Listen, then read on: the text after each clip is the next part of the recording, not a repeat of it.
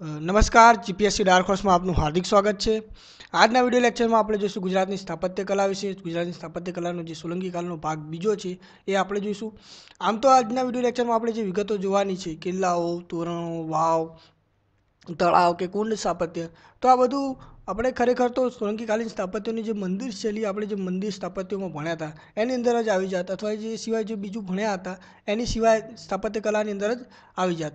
પણ આજે આપણે એને અલગથી એટલા માટે લઈ રહ્યા છીએ કે જીપીએસસીવાળા અલગથી પૂછી રહ્યા છે, એટલે આપણે એને અલગથી જોઈએ છીએ। અલગથી એ પ્રમાણે જોઈશું કે સોલંકી કાલીન કયા છે, શું એની કોઈ થોડી ઘણી વિશેષતા હશે તો એ પણ જણાવી દઈશું। તો આજનો વિડીયો લેક્ચર હવે આપણે સ્ટાર્ટ કરીશું। તો સૌપ્રથમ વાત કરીશું તો કિલ્લાઓની વાત કરીશું। તો કિલ્લાઓમાં કયા કયા કિલ્લા આપણા માટે મહત્વપૂર્ણ છે? તો એક તો ઝીંઝુવાડાનો કિલ્લો છે, બીજો વડનગરનો કિલ્લો છે અને ત્રીજો ડભોઈનો કિલ્લો છે। ત્રણ કિલ્લાઓ સોલંકી કાલીન છે, એક ઝીંઝુવાડા, એક ડભોઈ અને એક વડનગરનો કિલ્લો। તો આ કિલ્લાઓ પર આપણે હવે જોઈએ। તો સૌપ્રથમ વાત કરીએ ઝીંઝુવાડાનો કિલ્લો, તો દસાડાની અંદર આવેલો છે, સુરેન્દ્રનગર જિલ્લાની અંદર દસાડા અહીંયા આવ્યો છે। કચ્છના રણને અડીને ઝીંઝુવાડાનો કિલ્લો અહીંયા કચ્છના રણને અડીને આવેલો છે ઝીંઝુવાડાનો કિલ્લો। એક સમચોરસ આકારમાં છે અને નાના વિસ્તારની અંદર આવેલ છે। દરેક પ્રવેશદ્વાર પર એક વિશિષ્ટ માર્ગ ગુજર શૈલી સાથે સ્થાપત્ય બનેલ છે। એટલે કે જો મેં તમને પહેલાં જ ગત વિડીયો લેક્ચરમાં જ કહ્યું હતું કે સોલંકી કાલીન સ્થાપત્ય આવે એટલે માર્ગ ગુજર શૈલી તમારે સ્થાપત્ય શૈલીમાં લખીને જ આવવાનું રહેશે। 99% તમે સાચા જ ઠરશો। તો આ રીતે આપણે સોલંકી કાલીનમાં એક ઝીંઝુવાડાનો કિલ્લો છે, બીજો વડનગર અને ત્રીજો ડભોઈનો કિલ્લો। ઝીંઝુવાડાનો જોયો, હવે વડનગર અને ડભોઈનો કિલ્લાની વાત કરીએ।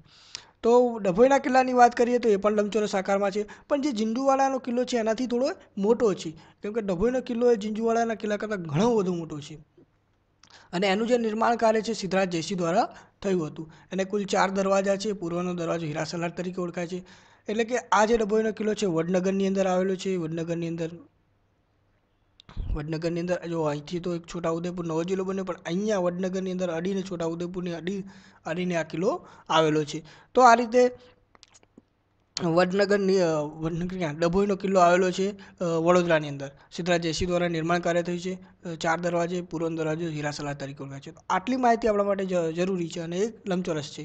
પછી વડનગરના કિલ્લાની વાત કરીએ તો વડનગરના કિલ્લાનું નિર્માણ કાર્ય કુમારપાળ દ્વારા થયું હતું અને એમાં જે ઉત્તુંગ કમાનદારનો દરવાજો છે એ બહુ જ શિલ્પ સમૃદ્ધ દરવાજો છે। જો તમને એવું કંઈ પૂછે કે ઉત્તુંગ કમાનદાર દરવાજો ક્યાં આવેલો છે તો વડનગરની અંદર આવેલું છે। વડનગરના કિલ્લાનું નિર્માણ કાર્ય કુમારપાળ દ્વારા થયું છે। હવે આપણે આગળ વધીએ। હવે આપણે વાવ સ્થાપત્યની અંદર આવી જઈએ। સોલંકી કાલીન આપણે કિલ્લાઓ પૂરા થયા, હવે વાવ સ્થાપત્યની વાત કરીએ। જો વાવ સ્થાપત્ય કેવી રીતે, વાવના 4 પ્રકાર હોય છે।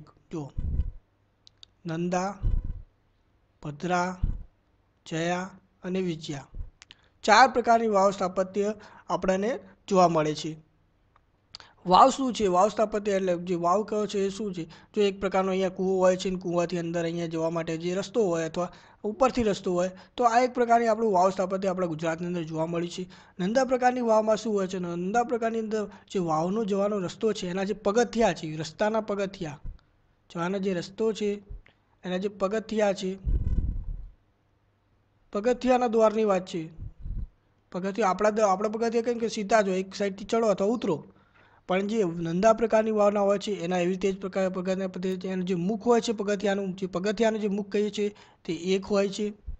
એવી જ રીતે ભદ્રા પ્રકારની વાવ હોય છે, એના જે પગથિયા હોય છે એના મુખ 2 પ્રકાર હોય છે, 2 પ્રકારના મુખ હોય છે। એટલે કે વાવની અંદર જવાનો રસ્તો તો એક જ હોય, એક હોય તો 2 હોય, ગમે એટલા હોય, પણ વાવની અંદર જવાના જે પગથિયા હોય એ 2 સાઈડ ખુલતા હોય। તમને જો ને તો સીધા ના ઉતરો તમે, એક સાઈડ લેફ્ટ સાઈડ જો આવી રીતે, આ ધારો કે આ વાવ છે, અહીંયા તમે ઉતરો ને તો એક પગથિયું તમારે આમ જાય ને એક આમ જાય, પછી જેવો પાછો ઉતરો ને તો અહીંથી એક પગથિયું આમ જાય ને આમ જાય, ત્રીજો ઉતરો તો એક પગથિયું આમ જાય ને આમ જાય। તો આ પ્રકારનો જે વાવ છે, જે પગથિયા છે, પગથિયાના જે મુખ હોય છે 2 હોય છે, એને ભદ્રા પ્રકારની વાવ કહે છે। પછી જ્યારે તમે ત્રીજા પ્રકારની વાવમાં જો છો, જયા પ્રકારની વાવમાં, તો એ પગથિયાના મુખ 3 પ્રકારના હોય છે। એટલે અહીંયાથી ત્રીજો રસ્તો પણ ચાલુ થઈ જાય। જો તમે અહીંથી આ ત્રીજો રસ્તો પણ ચાલુ થઈ જાય, એક પ્રકાર આમ તમે જઈ શકો, આમ જઈ શકો, આમ સીધા જઈ શકો, પણ અહીંયા આવ્યા તો આમ જઈ શકો, આમ જઈ શકો અને આમ જઈ શકો।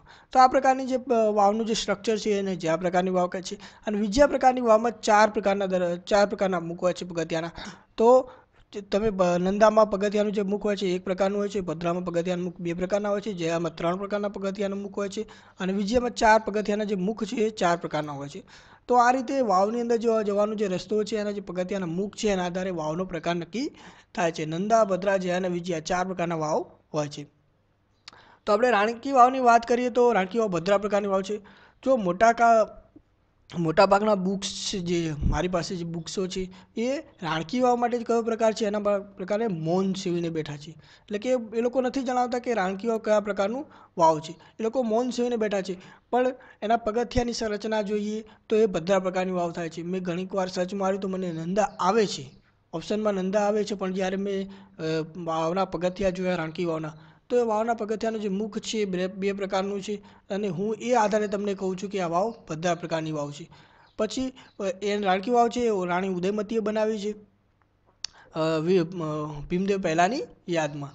પછી જુનાગઢની અડીકનીની વાવ પણ સોલંકીકાલીન વાવનો નમૂનો છે અને એ નંદા પ્રકારની વાવ છે. એટલે કે આના જે પગથિયાનો જે મુખ છે, જે વાવની અંદર જવાનો જે રસ્તો છે, એના જે પગથિયાનો મુખ છે એક જ પ્રકારનું છે. તમે ક્યાં તો ચડી શકો ક્યાં તો આવી શકો, એનાથી આવી રીતે બે પ્રકારના ફાંટિયા પડતા નથી.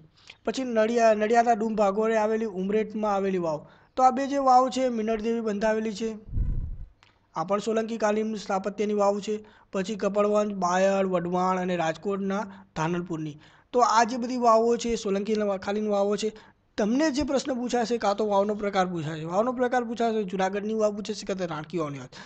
રાણકી વાવ પણ નહીં પૂછાય, તમને જુનાગઢની વાવનો જ પ્રકાર પૂછાશે અને એ સિવાય કોને બંધાવી એ પૂછાશે. અને ખાલી જો સ્થાપત્યની અંદર પૂછ્યું હોય તો કયા સમયગાળાનું આ સ્થાપત્ય છે. તો આટલા જ પ્રશ્નો તમને મળશે. તમારે ખાલી યાદ રાખવાનું છે રાણકી વાવ, જુનાગઢની અડીગઢીની વાવ, નડિયાદની વાવ, ઉમરેઠની વાવ, કપડવંજ, બાયડ, વઢવાણ અને રાજકોટની ધાનલપુરની વાવ. તો આ જે બધી વાવો છે એ તમારે ખાલી યાદ રાખવાની છે કે સોલંકીકાલીન સ્થાપત્ય છે. હવે આપણે આગળ વધીએ તો આગળ જોઈશું આપણે તળાવ સ્થાપત્યની વાત કરીશું. તળાવ સ્થાપત્યની વાત કરીએ તો પાટણનું સહસ્ત્રલિંગ તળાવ છે, પછી મિનળદેવી જે તળાવ બંધાવે છે તો એ બધા જે વાવ તળાવો છે સોલંકીકાલીન તળાવો છે. તો એ આપણે વાત કરીએ તો પાટણના સહસ્ત્રલિંગ તળાવની વાત કરીએ, સિદ્ધરાજ જયસિંહ દ્વારા એનું નિર્માણ કાર્ય થયું છે. સરોવરને કાંઠે 108 શિવ મંદિરો હતા. આ જે સિદ્ધરાજ જયસિંહ સહસ્ત્રલિંગ તળાવનું નિર્માણ કર્યું એ પહેલાં અહીંયા દુર્લભ સરોવર હતું અને દુર્લભ સરોવરમાંથી જે એનું મંદિરો બનાવ્યા અને જે સ્થાપત્યનું જે બીજું કામ કરવામાં આવ્યું એના આધારે એને પછી સહસ્ત્રલિંગ તળાવ કરવામાં આવ્યું અને એનું જે નિર્માણ કરવાનું કામ છે સિદ્ધરાજ જયસિંહને ફાળે જાય છે. અને જે દુર્લભ સરોવર હતું એ દુર્લભ રાયને ફાળે જાય છે. દુર્લભ રાય પણ સોલંકીકાલીન એક રાજા હતા. પછી સરોવરને કાંઠે 108 શિવ મંદિરો છે. વિદ્યાવાસિની દેવીનું મંદિર અહીંયા આવેલું છે.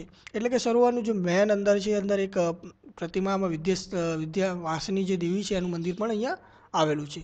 પછી કર્ણદેવે કર્ણાટકમાં કર્ણસાગર નામે જળાશય બંધાવ્યું. પછી એક ચાણસ્માની અંદર પણ એક કર્ણ તળાવ પણ આવેલું છે, એ પણ કર્ણદેવે બંધાવ્યું એવું અનુમાન છે. પછી મિનળદેવીએ વિરમગામમાં મૂળસર તળાવ અને ધોળકામાં મલાવ તળાવ, આ બે તળાવો મિનળદેવીએ બંધાવ્યા છે. વિરમગામ અને ધોળકામાં બંને અમદાવાદની અંદર આવેલ છે, મૂળસર અને મલાવ તળાવ. તમારે યાદ રાખવાનું છે સોલંકીકાલીન તળાવ સ્થાપત્ય કેટલા, તો પાટણનું સહસ્ત્રલિંગ તળાવ, કર્ણસાગર તળાવ, વિરમગામનું તળાવ અને ધોળકાનું મલાવ તળાવ.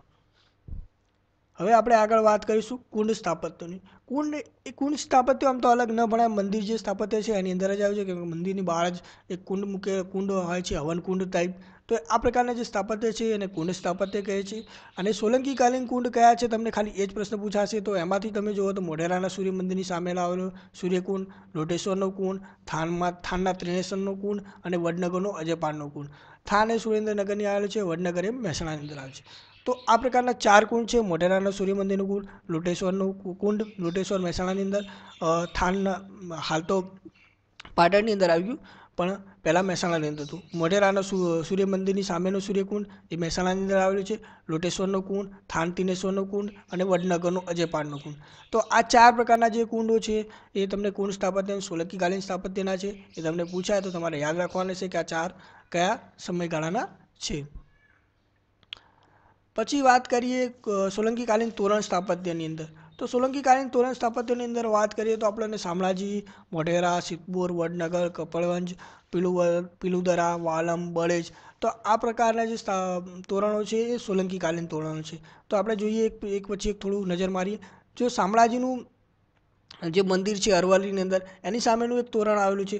તોરણ શું હોય છે, તમે મંદિરની અંદર અથવા તમે કોઈ પણ સ્થાપત્યની કોઈ પણ સ્થળની અંદર જાઓ છો તો બહાર એક ગેટ મારેલો હોય છે મસ્ત શિલ્પ આકારનો, એને આપણે અહીંયા તોરણ કહીએ છીએ. તો મંદિરની આગળ એક ગેટ મારેલો હોય છે શિલ્પ સ્થાપત્યનું સંપૂર્ણ શિલ્પથી સમૃદ્ધ, તો એને આપણે તોરણ કહીએ છીએ.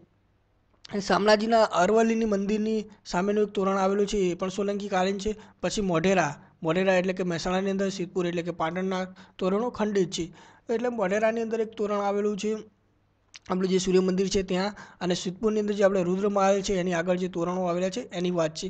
અને બંને ખંડિત આકારોમાં આપણને મળ્યા છે. પણ એનું તમે શિલ્પ સ્થાપત્ય જોશો તો એ બેનબૂન પ્રકારનું એકદમ શાનદાર શિલ્પ સ્થાપત્ય છે. પછી વડનગર અને કપડવંજના પણ તોરણો છે.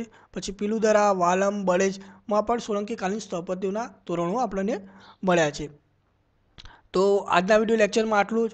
જે અધર ફેક્ટ્સ હતા સ્થાપત્યને લગતા એ પણ આજે આપણે સોલંકી કાલીન પૂરા કર્યા. હવે આપણે જોઈશું મધ્યકાલીનમાં અને એ પછી આધુનિક સ્થાપત્ય કલાની અંદર.